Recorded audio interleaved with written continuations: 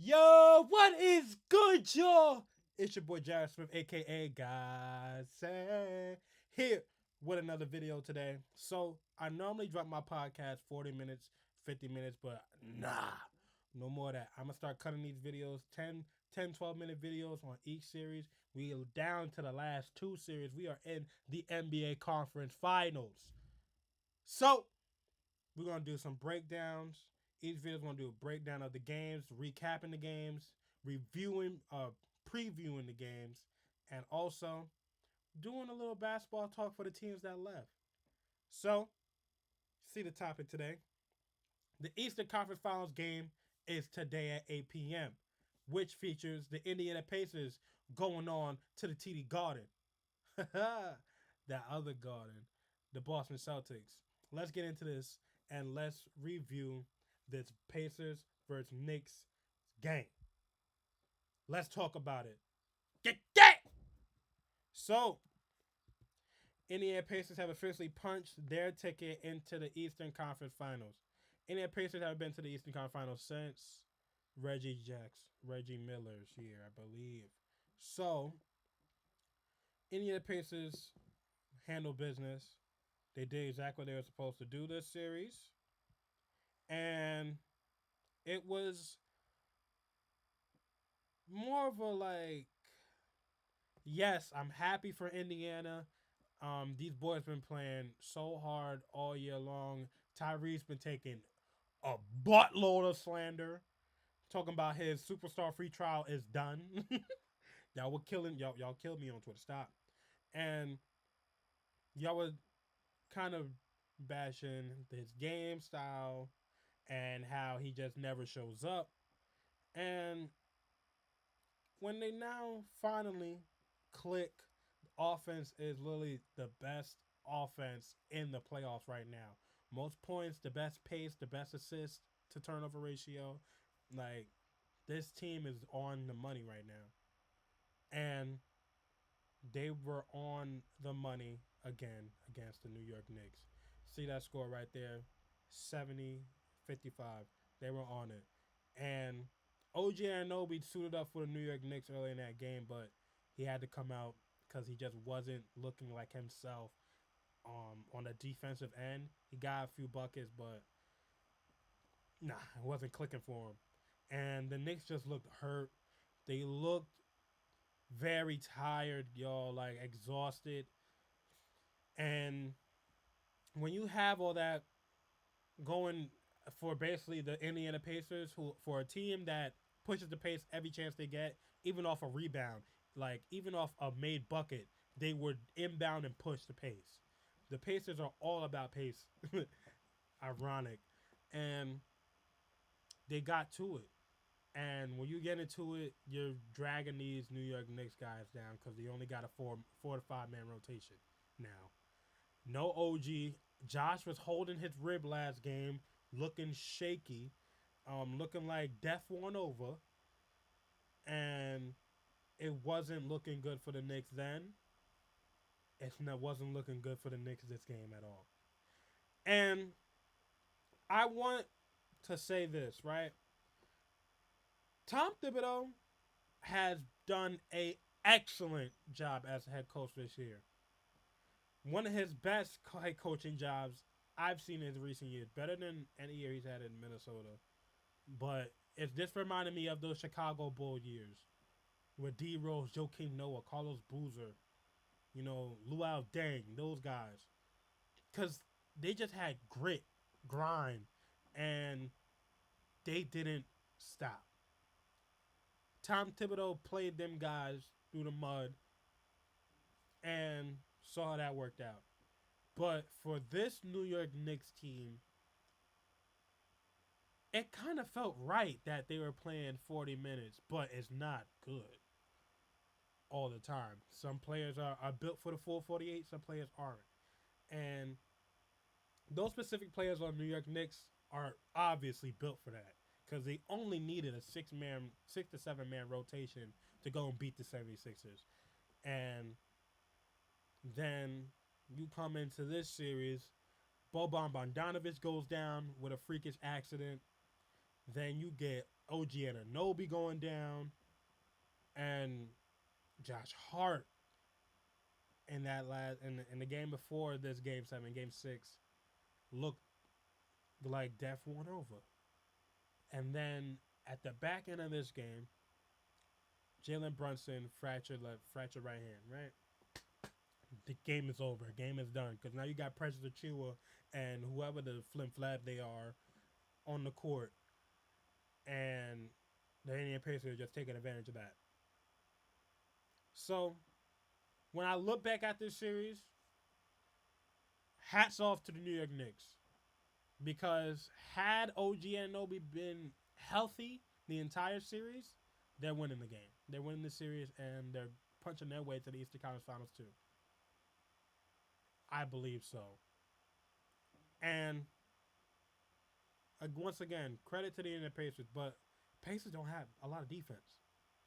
And I know you're looking at me like, oh, what? How do you mean they don't have a lot of defense? They just took the Knicks to game 7. All right.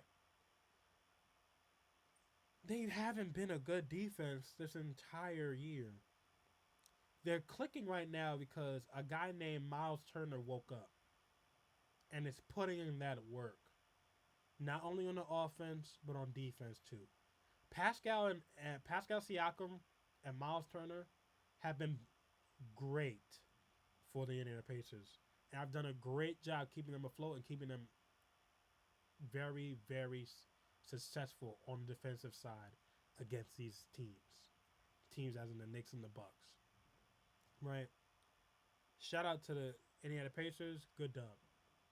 But for New York Knicks, obviously there goes into a discussion where it has been, is Jalen Brunson the guy? Is he going to be a guy that wins you an NBA championship? There's only two guys below 6'3" that have won the championship as the main guy. Isaiah Thomas and Stephen Curry. It's very rare that we see a 6'2", 6'1" guy spearhead a dynasty. You know? But you get that feeling when you look at the Knicks play. The Knicks are the definition of grit and grind. And when you have someone who just doesn't care if he can get doesn't matter. He'll get 30, he'll get 40, maybe he'll get 50. Like Brunson doesn't care. And Brunson is all about the W and it doesn't matter how he gets his W's. I think Brunson is one of the best scorers we have in today's game. I think Brunson is a superstar in today's game. I think Brunson needs another star on his team that, again, when you have when you look at the roster that the Knicks have, they have everything you need in terms of a basketball team. Like you got rebounders, you got defense, you got 3-point shooting, and you got a star. But I just feel like if they had maybe OG and Anunoby could have been that person. Remember, they didn't have Julius Randle out there too. So I'm just making this suggestion off of what I'm seeing or what I've been seeing because like everyone's been saying, the Knicks need a superstar. And they got their superstar in Jalen Brunson, right? And you got a great team around him. How often does Julius Randle get hurt? All right. As of the last few years, hasn't been injury prone. So maybe we can rely. Julius is a third option, point blank. Julius Randle is a third option for a championship team. Now, is Brunson a 1 or a 2? I believe Brunson can be a 1. I think Brunson can really be a 1 as long as his 2 is 6'8" and it is a two-way. See, for craps and giggles, right? What if the Knicks had a Jimmy Butler next to Jalen Brunson? You're 6'6" to 6'8" range, but big guard, big wing, who does everything. Pass, shoot, drip, all the goods, all the whole nine. If they had someone like that, I don't think even the Boston Celtics can beat that Knicks team. I don't think even the Mavericks, Dallas Mavericks, if they was to go to the finals and they had that Jimmy Butler on their team, I don't think that team, that roster does a lot, right?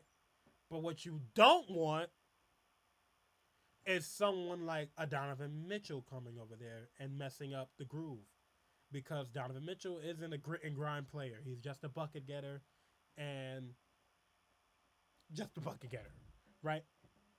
So you have to be very cautious this going into this free agency with whom you are bringing in the organization. If you are the Knicks, you want guys that will put their life on the line damn near every game just for that W.